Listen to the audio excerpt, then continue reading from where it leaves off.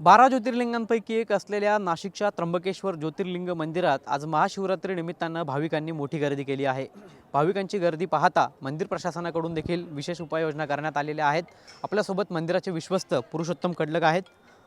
भाऊ, आज महाशिवरात्रीनिमित्त मोठी भाविकांची गर्दी जी आहे ती मंदिरामध्ये आपल्याला पाहायला मिळते। देशभरातील भाविक जे आहेत ते त्र्यंबकेश्वरमध्ये दाखल झालेत। कशा पद्धतीचं नियोजन आपण केलं? भारतभरातून जवळपास लाखाच्या वर भाविक त्र्यंबकेश्वरमध्ये कालपासूनच दाखल झालेले आहेत।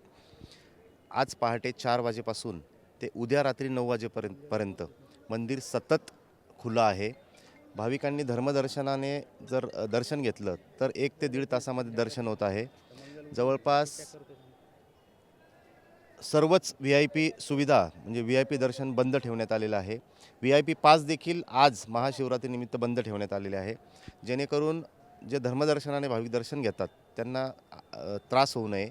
आणि मंदिराचा दरवाजा लहान असल्याने VIP आणि धर्मदर्शन ही जर गर्दी झाली तर अधिकचा काळ दर्शनासाठी लागतो, त्यामुळे VIP सुविधा बंद ठेवण्यात आलेली आहे। साधारणतः VIP किती दिवस बंद असणार आहे?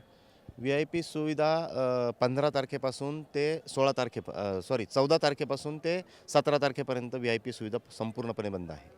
नक्कीच भाविकांच्या सुरक्षेच्या दृष्टीने कशा पद्धतीने उपाययोजना करण्यात आली? अतिरिक्त होमगार्ड्स आम्ही या ठिकाणी आहेत, आमचे MSFचे गार्ड आहेत, पोलीस यंत्रणेने देखील अतिरिक्तचे पोलीस कर्मचारी त्या ठिकाणी बोलवलेले आहेत। मंदिराच्या प्रिमाइसेसमध्ये अतिरिक्त पोलीस दल देखील त्या ठिकाणी दाखल झालेले आहेत। त्याचबरोबर आमचं मंदिर हिट लिस्टवर असल्याने ATSचे कर्मचारी देखील सकाळपासून मंदिरामध्ये आहेत आणि सुरक्षा यंत्रणा मंदिराचे आमचे कर्मचारी डबल ड्युटी करून त्या ठिकाणी मंदिरामध्ये तळ ठोकून आहेत। नक्कीच आगामी काळात कुंभमेळा देखील आहे। कुंभमेळ्यात मोठ्या प्रमाणात गर्दी जी आहे ती त्र्यंबकेश्वराच्या मंदिरात होणार आहे। मात्र त्यापूर्वी आज जी झालेली गर्दी ती कुठेतरी एक कुंभमेळ्याचं ट्रायल म्हणून बघितलं जातं। नाशिक त्र्यंबकेश्वर रस्त्याचं काम कुंभमेळ्यानिमित्त सुरू आहे। रस्त्याने गाड्यांना जी धूळ उडते त्यामुळे प्रचंड त्रास मोटरसायकलवाले असतील, पायी चालणारे भाविक असतील यांना होतो।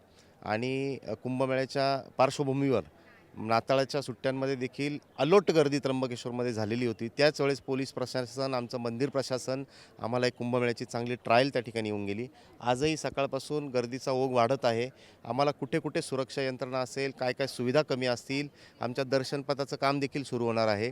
त्या दृष्टिकोनातून आत्ताच आम्ही नोटिंग त्या ठिकाणी करून ठेवतो, म्हणजे जेणेकरून कुंभमेळ्यात जी कोटीच्या संख्येने गर्दी होणार आहे तर एवढ्या लोकांचं दर्शन तर होऊ शकत नाही, पण त्र्यंबकेश्वरमध्ये तो भाविक आल्यानंतर त्याला काय काय सुविधा दिल्या पाहिजे, त्या कशा प्रकारे त्याला मंदिर प्रिमाइसेसमध्ये दर्शन रांग असेल, त्याचा एक्झिट असेल, पिण्याच्या पाण्याची व्यवस्था असेल, या सर्व व्यवस्थांचा अभ्यास आम्ही त्या ठिकाणी करत आहोत। नक्कीच आपल्यासोबत मंदिराचे विश्वस्त पुरुषोत्तम कडलक होतं। भाविकांच्या दृष्टीने आणि गर्दीच्या दृष्टीने या ठिकाणी नियोजन जे आहे ते करण्यात आल्याचं आपल्याला पाहायला मिळतं। कॅमेरा पर्सन जगदीशसह पवन येवले, TV9 मराठी, त्र्यंबकेश्वर, नाशिक।